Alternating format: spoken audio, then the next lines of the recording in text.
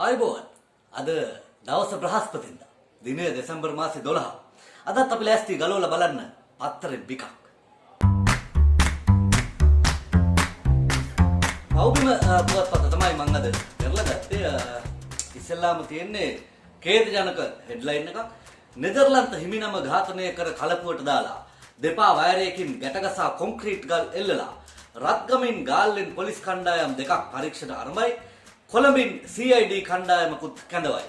පිණ්ඩපාතයට වඩින්නේ තනියම ඔරුව පැදගෙන හිමිනම පිහිනීමෙත් ප්‍රවීණයෙක්. ඉතින් මේක මේ ඝාතනයක් හැටියට සැක කරලා මේ විදිහට දැන් පරීක්ෂණ කරන්න පටන් අරගෙන තියෙනවා. දැනට මොකුත් සද්දයක් නැහැ. හිමිනමක් ඝාතනය කරලා කලපුවට දාලා තියෙනවා ගල්කට ගහලා මොකුත් තාම ලොකු සද්දයක් නැහැ. දැන් මේ පරීක්ෂණ කටයුතු ටිකක් ඉස්සරහට යනකොට බැරි වෙලාවත් එලිදරව් වුණොත් මේ ඝාතනයට මොකක් හරි විදිහකට මුස්ලිම් මිනිහෙක්, දෙමළ මිනිහෙක්, එහෙම නැත්නම් කතෝලිකයෙක් සම්බන්ධයි කියලා අන්න එතකොට තමයි අපිට බලන්න පුළුවන් බුද්ධ ආගම බේරගන්න එන ගැම්ම නේද? ඒ කියන්නේ බේරගන්න සටනට එන්න කලින් බලන්න එපා. බේරගන්න තියෙන්නේ කාගෙන්ද කියලා. බේරගන්න තියෙන්නේ කාගෙන්ද කියන එක උඩ තමයි සටනේ සයිස් එක තීරණය වෙන්නේ. බලන්නමු අපි.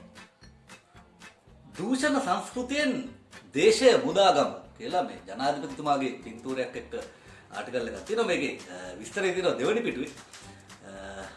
රජයේ සේවාවන් කාර්යක්ෂමව ලබා ගැනීමට ඇති අයිතිය ගැන වඩා දැනුවත් වන ලෙසත් කුමන ආකාරයට හෝ අල්ලස් ඉල්ලීම් වලට එරෙහි වන ලෙසත් ජනාධිපති ගෝඨාභය රාජපක්ෂ මහතා ජනතාවට ආරාධනය කළා කියලා තියෙනවා. මේ ආටිකල් එකේ වැඩිදුරටත් තියෙනවා දූෂණය සංවර්ධනයට ඇති විශාලතම බාධකයයි කියලා ජනාධිපතිතුමා කිව්වා කියලා. ඔබතුමාට කියන්න ජනාධිපතිතුමා දූෂණය සංවර්ධනයට ඇති විශාලම බාධාව වුණාට සමහරු ඉන්නවා දූෂණය තමයි ඒ අයගේ සංවර්ධනයට ඇති එකම මාවත. අවුරන්න එපා ඒක නේද? හරි නෑ. අලුත් මැකොස අද වැඩ බාරගනී කියලා මේ නිමල්ජී පුංචිහව මහත්මයා මැතිවරණ කොමිසමේ සභාපතිවරයා හැටියට වැඩ බාර ගන්න එක ගැන ආටිකල් එකක් තියෙනවා. ඒත් එක්කම අනිත් පැත්තේ තියෙනවා මහජන උපයෝගීතා කොමිසමේ 5 දෙනාම අස්වෙත්. බලමු මොකද කියලා. ශ්‍රී ලංකා මහජන උපයෝගීතා කොමිසම වසා දමන ලෙසට ජනාධිපති ලේකම් ආචාර්ය පී.බී. ජයසුන්දර මහතා විසින් මහා භාණ්ඩාගාර ලේකම්වරයා වෙත යවන ලද ලියුමක් පදනම් කරගෙන එල්ල වූ පීඩනය නිසා එහි සභාපති ඇතුළු සමාජිකයන් 5 දෙනා ඉල්ලා සුණා කියලා තමයි මේකේ සඳහන් වෙලා තියෙන්නේ. ඉක්ුත් යහපාලන රජයේ සමයේ තුර්කි නෞකා දෙකක් මත රැඳි බලාගාර හරහා මාස 3ක කාලයකට විදුලිය මිලදී ගැනීමට ගත් උත්සාහයද නවතා දැමුවේ ශ්‍රී ලංකා මහජන උපයෝගීතා කොමිසමයි කියලා තියෙනවා. බැරි වෙලා මේ ගනුදෙනුව සිද්ධ වුණා නම් එහෙම ලංකාවට වෙන්න ගිය පාඩුව රුපියල් කෝටි 15000කට අධිකයි කියලාත් මේකේ සඳහන් වෙලා තියෙනවා. එහෙම පාඩුවක් නවත්තපු කොමිසමක් තමයි මේ අහෝසි කරලා වහලා දාන්න යන්නේ. කොහොම හරි තවදුරටත් මේ ආටිකල් එක කියවුවාම මේ වන විට ඇමරිකානු සමාගමක් සමග වසර 5ක් පමණ වූ කෙටි කාලයකට මෙගාවොට් 300ක විදුලිය මිලදී ගැනීමේ ව්‍යාපෘතියක් හා චීන සමාගමක් මගින් නොරොච්චෝල ප්‍රදේශයේ මෙගාවොට් 300ක බලාගාරයක් ඉදිකිරීමට සැලසුම් කර ඇත. මෙම ව්‍යාපෘති දෙක සම්බන්ධවද ගැටලු පවතින බව මහජන උපයෝගීතා කොමිසම කියා සිටී කියලා මේ ආටිකල් එකේ සඳහන් වෙලා තියෙනවා. එහෙම මේ එක කොමිසම් සභාවලට නිලධාරීන්ට ඕන විදියට මේ කලින් හිටපු ආණ්ඩු නැටෙව්වට දැන් ඉන්න ආණ්ඩුව එහෙම නටවන්න හම්බෙන්නේ නැහැ නේද? අනිත් එක තමයි මේ මහජන උපයෝගීතා කොමිසම වගේ ආයතන ඕන වෙන්නේ රටට අහිතකර ආණ්ඩුවක් ඉන්න වෙලාවට නේ. උදේ අවදි වෙච්ච වෙලේ ඉඳන් රෑ නිින්දට යනකම් රට ගැනම කතා කරන, රටට ආදරය කරන, රට ජාතිය වෙනුවෙන් ඕන එකෙක් මරන්න උනත් ලෑස්ති ආණ්ඩුවක් ඉන්නකොට අපිට මොකටද මහජන උපයෝගීතා කොමිසම් සභාවේ වහලා දාන්න තියෙන්නේ. මම ආව 3 වෙනි පිටුවට අවමන් සහගත නිවුස් එකක් තියෙන්නේ. අවිවාහක පොලිස් කොස්තාපල් නෝනා තිදරු මවක සමග අමුතු සබඳ කමක පොලිස් සේවයට කළ අපකීර්තිය මත කොස්තාපල් වරිය රැකියාවෙන් දොට්ට කියලා මේකේ තියෙනවා. විස්තරය කියවලා බලුවාම මේ අවිවාහක පොලිස් කොස්තාපල් වරියක් තිදරු මවක් සමග ප්‍රේම සම්බන්ධයක් පටන් අරගෙන පස්සේ මේ අය එකම දවසක මේ දෙන්න මාතෘදාහන් වෙලා හොයලා බලනකොට මේ දෙන්න එක නිවසක ඉන්නවා හම්බ වෙලා තියෙනවා. ඉතින් මේගොල්ලන්ට ගෙදර යන්න බෑ කියලා මේගොල්ලෝ කියද්දිත් ඒත් කොහොම හරි තරවටු කරලා අන්තිමේදී මේ පොලිස් දෙපාර්තමේන්තුවට කරපු අපකීර්තිය හින්දා පොලිස් කොස්තාපල්වරිය රැකියාවෙන් පවා අස් කරන්න කටයුතු කරලා තියෙනවා. නැතුව නේද? පොලිසිය මහත්තුරු මේ හෙනට මහන්සි වෙනවා වැටකෙయ్య පඳුරු අස්සේ රිංග පාක් ගානේ හැංගෙන් ඉඳලා අතින් හරි කොල්ලෙක් කෙල්ලෙක් අල්ලගෙන ගියොත් අනාචාරය හැසිරුණා කියලා ඇතුළට දාන්න.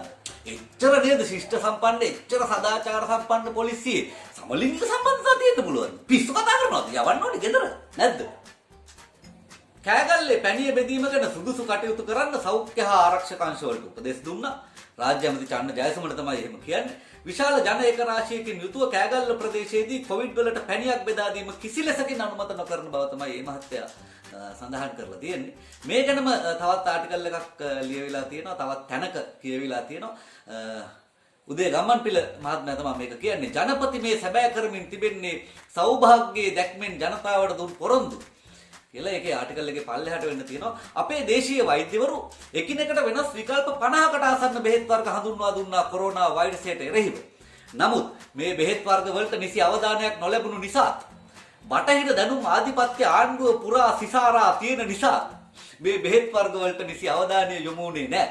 එහි ප්‍රතිඵලයක් නිසා ලෝකය බේරාගත් රාජ්‍ය විදියට ශ්‍රී ලංකාව පත්වීමට තිබු අවස්ථාව ඇත්තෙන්ම පස්සට ගියා කියලා තියෙනවා.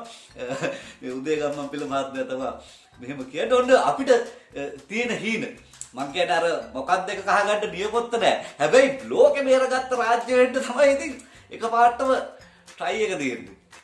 මරු සුරංගනා කතාව අප්පා. මං ආවා 12 වෙනි පිටුවට මේ පාර්ලිමේන්තුවේ ටොක්ස් ටික මේක තියෙන්නේ. අද විපක්ෂයේ മന്ത്രിවරු කතා කරන්නේ නිින්දෙන් ඇහැරිලා වගේ. ඇමති නාමල් රාජපක්ෂ මහත්මයා මේ එහෙම කිව්වයි කියලා තියෙනවා. හරි හරි ඒකත් ඒකත්. සාමාන්‍යයෙන් ලංකාවේ පොලිටිෂියන්ලට ආණ්ඩුවට ආපු ගමන් නිින්ද යනවා. ආයේ ඇහැරෙන්නේ විපක්ෂයට ගියාට පස්සේ. ආණ්ඩුවේ හිටියත් විපක්ෂයේ හිටියත් දෙකේ මොකේ හිටියත් කොහොමද නිදාගන්නේ නිමල් සිරිපාල මහත්තයා නේද? මට නින්ද යන්නේ රනිල් හිරේ ගිය දාටයි කියලා අපති මහින්දානන්ද අලුත්ගමගේ අනිත් පැත්තට කියලා තියෙනවා. මේ තව ආටිකල් එකක් තියෙනවා. රංජන්ට විරුද්ධව මම දාපු නඩු දෙකක් ඉල්ලාස් කරගන්න මම සූදානම්. නමුත් අනිවාර්යෙන්ම ඒ නඩු දෙකෙන්ම රංජන් මහත්තයා වැඩිකාරයා වෙනවා. වැඩිකාරයා වෙනවලු ඒත් ඉල්ලාස් කරගන්නවලු මන් දන්නේ නැහැ. මම මේ නඩුව ඉල්ලාස් කරගන්නේ ඒ නඩුව දාන්න ඕනේ රංජන්ට නෙමෙයි රනිල් වික්‍රමසිංහටයි. ඉතින් රනිල්ට දාන්න ඕන නඩුව ඇයි දන්නේ රංජන්ට කලින් දැම්මේ නේද? රනිල් වික්‍රමසිංහ හිරේ ගිය දවසටයි මට නින්ද යන්නේ කියලා මහින්දානන්ද අලුත්ගමගේ කියනවා. මහින්දානන්ද අලුත්ගමගේ ඇමතිතුමා කොහොම කල්පනා කළොත් ඉතින් ඔයාට සදාකාලිකව නිදා ගන්න නැතුව තමයි ඉන්න වෙන්නේ. ලංකාවේ ඔබ දේශපාලන ලොකු ලොක්කන්ව හිරේ දාන එක ලේසි නෑ. ආණ්ඩුවේ හිටියත් විපක්ෂ හිටියත් දින්නත් පැරදුනා.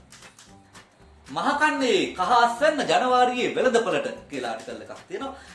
යල සහ මහා කන්න දෙකේදී මෙට්‍රික් ටොන් 7000ක කහ අස්වැන්නක් බලාපොරොත්තු වෙනවායි කියලා මේ ආටිකල් එකේ සඳහන් කරලා තියෙනවා. රාජ්‍ය අමාත්‍ය ජානක වක්කුබුර මහතා විසින් 2022 වසරේදී කහ අපනයනය කිරීමට සැලසුම් කර ඇති බවත් ඒ වෙනුවෙන් කහ මෙරට වගා කිරීම වඩාත් ප්‍රචලිත කිරීම සඳහා ලක්ෂ 60ක් කහ පැල නොමිලේ පවුල් ලක්ෂ 60කට ලබා දීමට පියවර ගන්නා බවත් රාජ්‍ය අමාත්‍යවරයා සඳහන් කරලා තියෙනවා කියලා තියෙනවා. මන්ට අග්ගල ගිහලා බලුවා ලංකාවේ මේ වෙනකොට හවුස්හෝල්ඩ්ස් ඒ කියන්නේ පවුල් ජීවත් වෙන ගෙවල් කීයක් තියෙනවද කියලා තියෙන්නේ නම් ලක්ෂ 51යි.